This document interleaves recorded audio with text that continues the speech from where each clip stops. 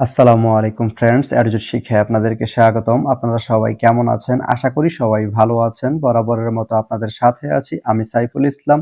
চলে এসেছি নতুন একটি ভিডিও নিয়ে। আজকে আমরা জানবো আপনি শিবচর থেকে মাওয়া যেতে কোন কোন ট্রেন রয়েছে, সেই ট্রেনগুলা ছাড়ার নতুন সময়সূচি, বন্ধের দিন এবং গিয়ে পৌঁছতে কতক্ষণ সময় লাগবে বিস্তারিত।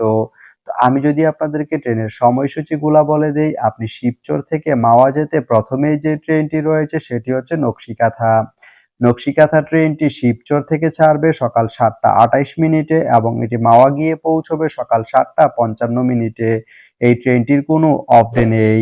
এরপরে রয়েছে ভাঙা কমিউটার। ভাঙা কমিউটার ট্রেনটি শিবচর থেকে ছাড়বে সকাল ৭:৩৮ এবং এটি মাওয়া গিয়ে পৌঁছবে সকাল ৮:০৫। শুক্রবারের দিন এই ট্রেনটি বন্ধ থাকে। এরপরে রয়েছে মধুমতি। মধুমতি ট্রেনটি শিবচর থেকে ছাড়বে দুপুর ১২:৪৫ এবং এটি মাওয়া গিয়ে পৌঁছবে দুপুর ১:১০। শনিবারের দিন এই ট্রেনটি বন্ধ থাকে। তো আপনি শিবচর থেকে মাওয়া যেতে এই তিনটি ট্রেনের যে কোনো একটি ট্রেন ব্যবহার করতে পারেন। তো ভিডিওটি কেমন লাগলো অবশ্যই কমেন্ট করে জানাবেন।